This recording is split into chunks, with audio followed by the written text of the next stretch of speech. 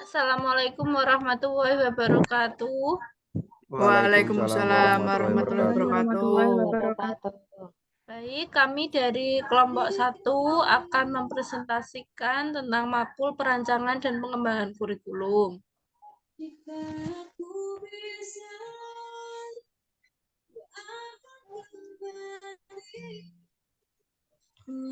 Pada topik 7 ini yaitu problematika dan evaluasi implementasi UBD pada demonstrasi kontekstual. Kelompok 1 yang beranggotakan Anisatul Hidayatullah, Ayu Puji Astuti, Hilmi Rafi, Laili Nur Hidayatul Latifah, Naili Saada, Sinta Arfiani, dan Reza Aditya. Pada diskusi kali ini kita akan membahas problematika penerapan kerangka UBD di lembaga formal sebagai stakeholder. Yang pertama akan disampaikan oleh Saudari Anis Hidayatullah. Terima kasih Saudari Laili. Konsep UBD, Understanding by Design atau UBD merupakan suatu konsep kerangka strategi yang menjadikan tujuan akhir sebagai hal utama yang harus dipikirkan. UBD sendiri dapat digunakan sebagai kerangka strategi dalam pengembangan kurikulum, pembelajaran, dan lain sebagainya. Namun, dalam penggunaannya untuk mengembangkan kurikulum maupun pembelajaran, UBD memiliki problematika yang perlu diperhatikan oleh setiap komponen yang terkait dengan pendidikan itu sendiri. Untuk slide selanjutnya akan disampaikan oleh Saudari Naili. Baik, terima kasih Saudari Anisatul Hidayatullah. Kemudian, alasan menggunakan understanding by design atau BD. Yang pertama, memulai perencanaan dengan hasil yang ingin dicapai sehingga guru dapat mengatur kelas lebih efektif. Yang kedua, tujuan pembelajaran, hasil, dan langkah-langkah untuk penilaian. Guru memiliki struktur yang jelas saat merencanakan kegiatan pembelajaran. Yang ketiga, peserta didik akan menemukan makna dalam kegiatan kelas lebih mudah karena mereka menyadari hasil, tujuan, dan langkah-langkah untuk penilaian.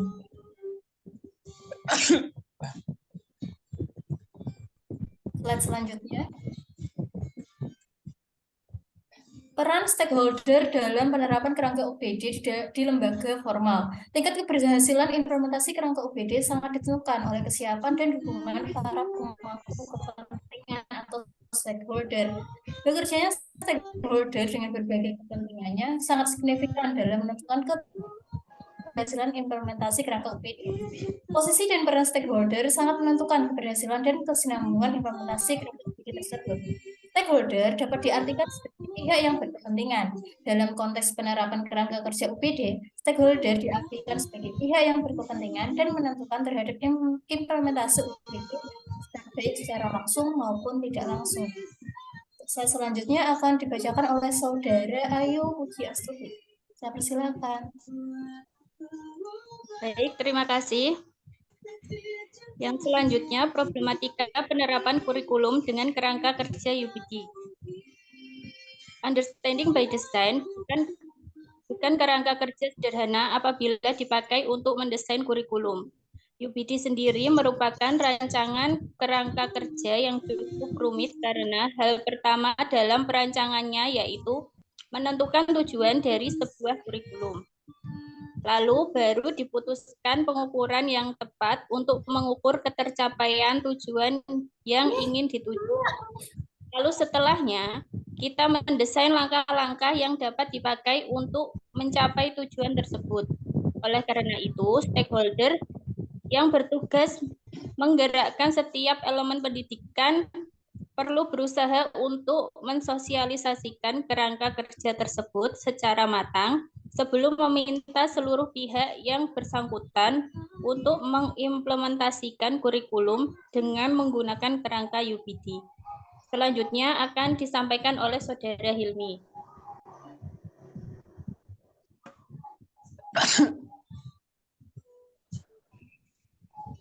Saudari Ayu, selanjutnya akan saya sampaikan terkait dengan problematika penerapan kurikulum dalam dengan menggunakan kerangka kerja UPD. Yang kedua, membutuhkan persiapan yang matang. Penerapan UPD pada sebuah desain pembelajaran atau kurikulum membuat seluruh pihak harus memilih persiapan yang matang. Hal ini dikarenakan pada awal pembuatan desain sudah harus ditetapkan tujuan yang ingin dicapai. Sehingga dari awal seluruh pihak harus dapat memahami konsep tujuan pembelajaran dari awal. Pihak-pihak yang bertanggung jawab tersebut perlu memiliki pemahaman yang mendalam sebelum menerapkan kerangka UPD. Hal selanjutnya adalah dengan stakeholder tersebut yang akan meminta seluruh pihak pendidikan yang terkait untuk menerapkan UPD. Selanjutnya akan dipresentasikan oleh Saudari Sinta. Baik, terima kasih Saudara Hilmi. Selanjutnya yang ketiga tentang problematika penerapan kurikulum dengan kerangka kerja UPD. Yang ketiga yaitu membutuhkan desain kelas dengan rombongan belajar yang banyak. Dalam mengimplementasikan kurikulum menggunakan desain kerangka kerja UPD, peserta didik harus dikelompokkan berdasarkan kemampuan belajarnya, bukan berdasarkan umurnya. Hal tersebut menimbulkan problematika dalam pembagian rombongan belajar yang tentu saja memerlukan banyak ruangan kelas. Stakeholder yang berperan dalam pengembangan kurikulum akan merasa kesulitan untuk merubah sistem yang sudah lama digunakan, sehingga untuk mengubahnya diperlukan upaya yang besar.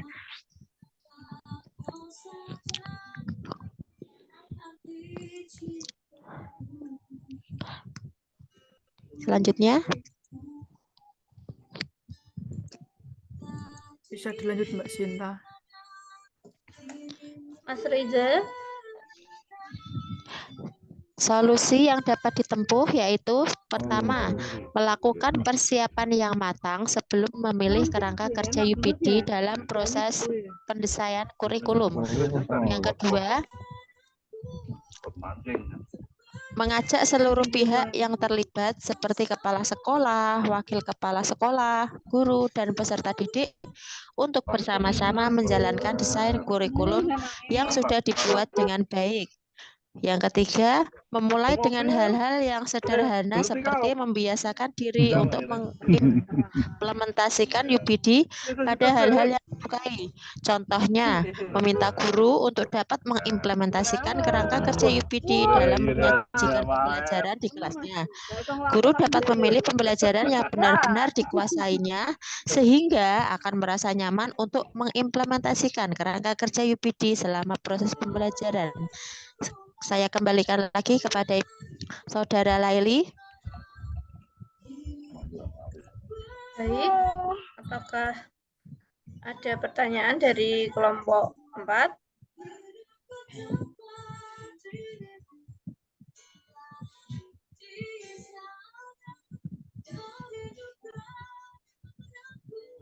Silakan jika ada yang ingin bertanya.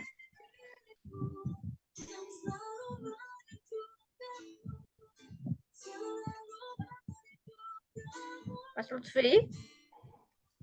Saya Mbak mau bertanya. Ya Mas Hasan. Saya mau bertanya mengenai problematika penerapan UPD tadi. Sebelum kita lebih jauh, yang dimaksud stakeholder dalam hal ini, itu kalau kita melihat ke lapangan, itu bagian di posisi apa ya dalam sistem pendidikan ini? Terima kasih.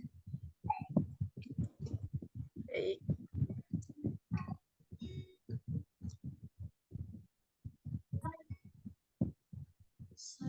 Mau pertanyaan lagi? Stakeholder itu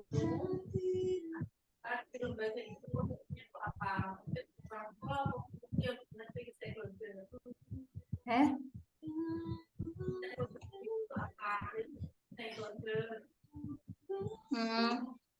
Iya.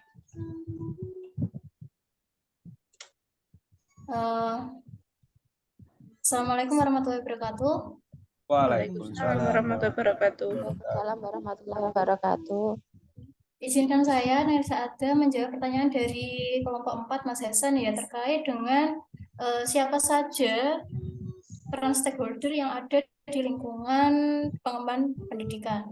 Kalau menurut saya sendiri, Mas Hasan, untuk siapa saja stakeholder yang berkepentingan terhadap lebih utamanya pada kurikulum ya, karena ini berkaitan dengan pengembangan perancangan kurikulum dan evaluasi sebagai penentuan keputusan evaluasi dalam penentuan kebijakan pengembangan kurikulum pada aspek stakeholder sendiri itu seperti guru, kemudian ada peserta didiknya sendiri, orang tua, kepala sekolah, para inspektur dari pendidikan, misalnya kayak inspektorat pendidikan sendiri seperti Jenderal BTK atau pemangku kepentingan pendidikan lainnya. Mungkin kelompok anggota lain ada yang mau menambahkan? Ya, saya sedikit menambahkan ya. Jadi kan dalam menentukan kurikulum UPD ini, peran stakeholder sendiri, stakeholder itu pemimpin ya, kalau di sekolahan tuh biasanya kepala sekolah ya, atau di waka kurikulumnya dalam akan menerapkan kurikulum UPD ini, gitu Mas.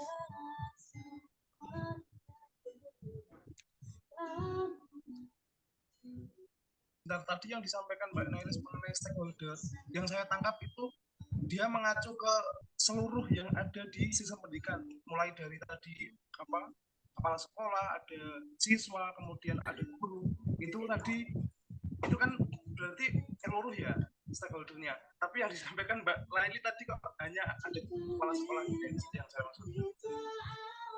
Berarti stakeholdernya ini sebenarnya apa untuk penyusunan kurikulum dalam kerangka UPD ini gitu? Siapa aja yang terlibat atau yang menopang itu siapa?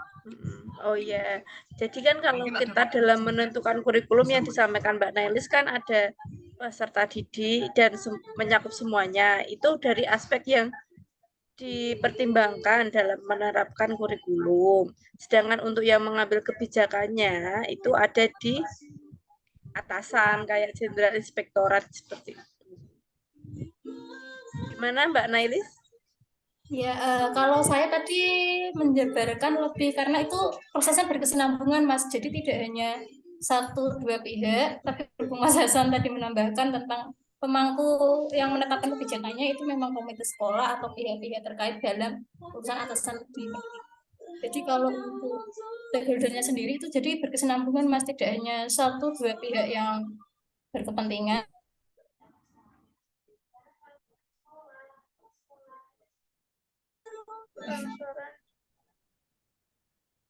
Ya, terima kasih. Mungkin Mas Hilmi mau menambahkan? Oke, baik. Terima kasih Mbak Laili. Saya ingin menambahkan Mas Hasan. Mungkin kenapa kok Mbak Nailis menyebutkan ada siswa, orang tua, bahkan guru. Itu maksudnya gini, Mas. Kalau pemangku stakeholder atau yang berwenang atau misalnya waka kurikulum itu, dalam menentukan kurikulum itu tetap melihat apa yang sedang terjadi di sekolahnya, apa yang sedang terjadi sekarang-sekarang ini, terus juga apa yang menjadi kebutuhan siswanya, apa yang menjadi kesulitan orang tuanya dalam mempelajari anaknya di rumah, terus gurunya itu memerlukan dalam hal apa, kesulitan dalam hal penilaian kah atau dalam hal apa, sehingga baru pihak stakeholder yang berwenang misalnya waka kurikulum menindaklanjuti dari hasil yang telah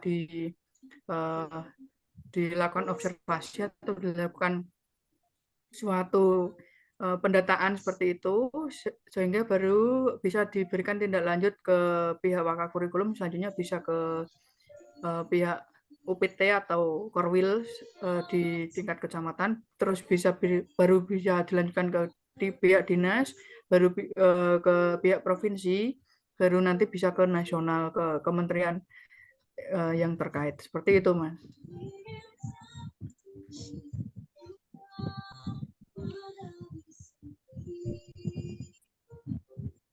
Baik, gimana Mas Hasan? Ya, apakah ada tambahan lagi dari kelompok 4? Mas Lutfi mungkin? Ya, silakan Mas. Baik, saya Lutfi Hakim, saya dari kelompok 4 ingin bertanya. ya terkait dengan stakeholder terkait dengan problematika penerapan UPD sebagai stakeholder. Bagaimana peran stakeholder dalam pengembangan suatu pendidikan? Apakah stakeholder itu sangat penting dibutuhkan di dalam dunia pendidikan atau enggak? Jika apabila tidak ada piranti atau aspek yang tidak ada dalam stakeholder, apakah pendidikan tersebut masih berjalan atau seperti apa? Seperti itu. Terima kasih.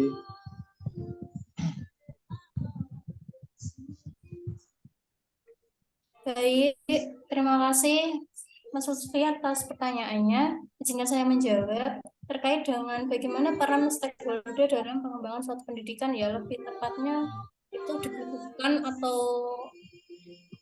bisa dibilang dibutuhkan. Kalau menurut saya sendiri, peran stakeholder itu meliputi kalau di lingkungan pendidikan ya, itu kepala sekolah yang menjadi pengemban atau penentu kebijakan. Nah, peran dari kepala sekolah itu merupakan sebagai seorang leader atau penentu kebijakan dan juga manajer sekolah. Kemudian, kepala sekolah tersebut mengkoordinasikan kepada guru sebagai pembimbing dan pamong pengajar, dan juga nanti dari guru sendiri mengimplementasikannya pada peserta didik, karena tujuan dari stakeholder dalam lingkup pendidikan itu adalah mencapai tujuan pendidikan yang diinginkan. Mungkin seperti itu. Ada tambahan dari anggota lain?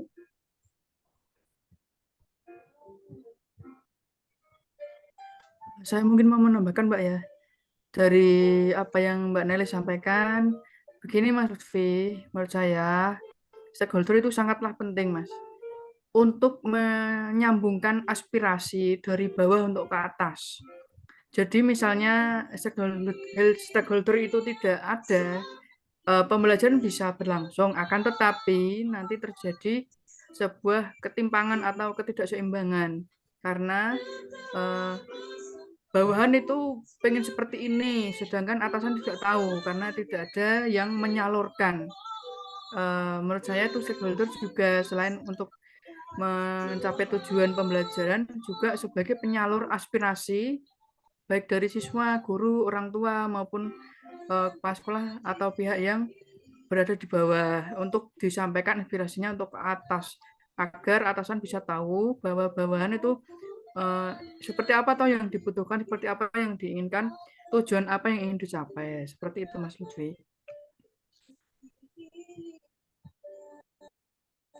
Nah, gini Mas,